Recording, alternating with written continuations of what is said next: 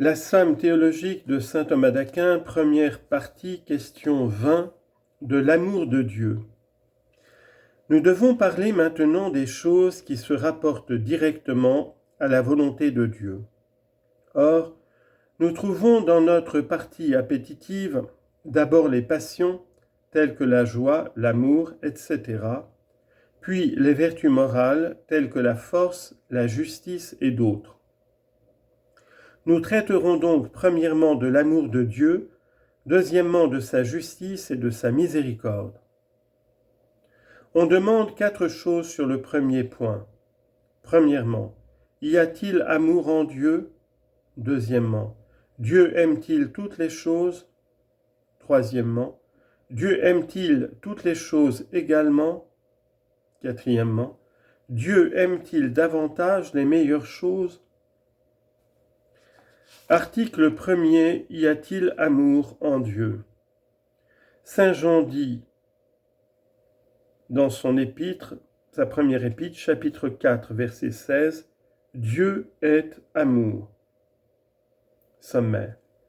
Puisque Dieu a la volonté, il a nécessairement l'amour, qui est la cause et le principe de tout mouvement appétitif.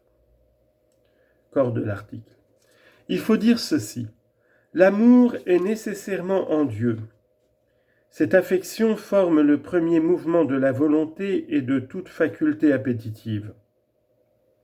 Comme d'une part les actes de la volonté et de toute faculté appétitive tendent au bien ou au mal, comme vers leurs objets propres, comme d'une autre part le bien est primitivement et par soi l'objet de la volonté, tandis que le mal l'est secondairement et par un autre, à savoir par le bien dont il est le contraire, les sentiments qui se rapportent au bien précèdent naturellement ceux qui se rapportent au mal, de sorte que la joie vient avant la tristesse et l'amour avant la haine.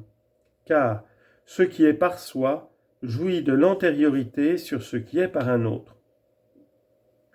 D'une autre part, le général possède le même privilège à l'encontre du particulier. Et voilà pourquoi les premiers principes se présentent à l'esprit avant leurs conséquences. Or, certains actes de la volonté se rapportent au bien dans des conditions spéciales. Mais certains autres l'embrassent dans toutes les conjonctures. Ainsi, la joie et la délectation sont d'un bien présent et possédé, le désir et l'espérance ont pour objet un bien futur et non possédé. Mais l'amour s'attache au bien en général, présent ou futur, possédé ou non possédé. L'amour est donc le premier mouvement de la volonté et de l'appétit.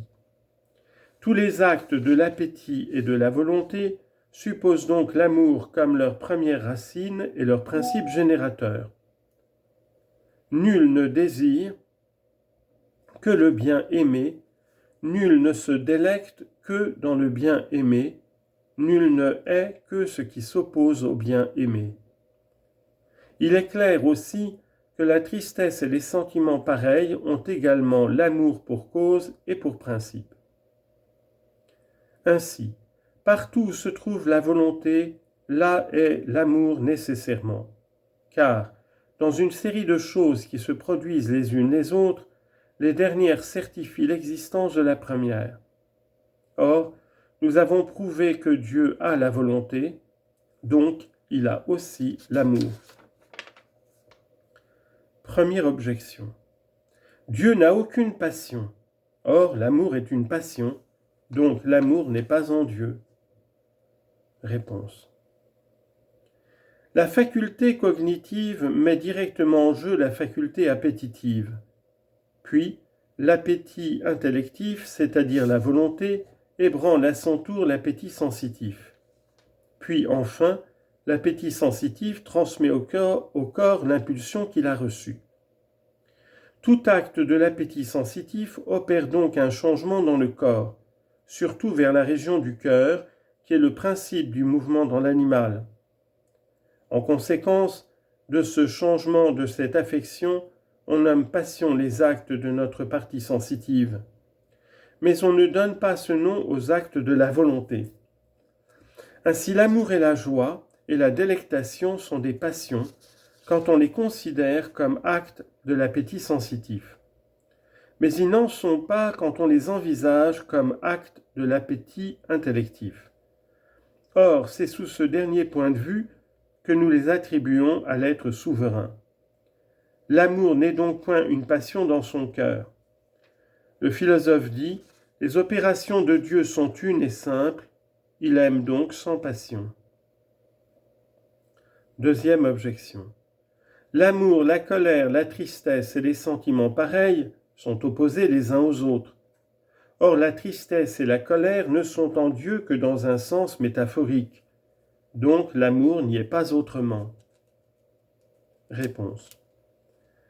Il y a deux choses à considérer dans les passions de l'appétit sensitif. D'abord, un élément pour ainsi dire matériel, le changement qui survient dans le corps. Ensuite, un élément en quelque sorte formel, l'acte même de l'appétit. Ainsi, dans la colère, nous avons l'inflammation du sang, c'est l'élément matériel. Puis, le désir de la vengeance, c'est l'élément formel. De plus, certaines passions comme le désir qui est d'un bien qu'on n'a pas, la tristesse qui concerne un mal qu'on a, la colère qui suppose ce dernier sentiment, sont imparfaites dans leur principe formel. Mais d'autres passions, comme l'amour et la joie, n'impliquent aucune imperfection sous ce rapport. Cela posé, disons d'abord que les actes de l'appétit ne conviennent pas à Dieu dans leur élément matériel. Puis, ceux qui sont imparfaits dans leur élément formel ne lui conviennent que métaphoriquement, d'après l'analogie de la cause et de l'effet. Puis, enfin, ceux qui n'emportent aucune imperfection, comme l'amour et la joie, lui conviennent proprement, mais sans passion, comme nous l'avons dit. Troisième objection. L'Aréopagite dit dans son traité des noms divins, livre 4, « L'amour est une force d'union et de concrétion. Or une semblable force ne peut être en Dieu, donc l'amour n'y est pas non plus. » Réponse. L'acte de l'amour tend vers deux objets, vers le bien qu'on veut et vers celui à qui l'on veut du bien. Car aimer, c'est proprement vouloir du bien. Celui qui s'aime se veut du bien et cherche à s'unir autant que possible à cet objet de sa volonté. Sous ce rapport, l'amour est même dans l'être souverain une force unitive. Mais il n'emporte aucune composition, car le bien que Dieu se veut n'est autre chose que lui-même, puisqu'il est bon par son essence, comme on l'a vu précédemment. Ensuite, quand on aime quelqu'un, on lui veut aussi du bien, on désire son bonheur comme le sien propre. On en fait un autre soi-même. À cet égard, l'amour est aussi en Dieu une force concrétive, mais il n'implique non plus aucune composition. Car l'être infiniment simple ne s'identifie, quoi que ce soit, pas la moindre des choses, en voulant du bien à ses créatures.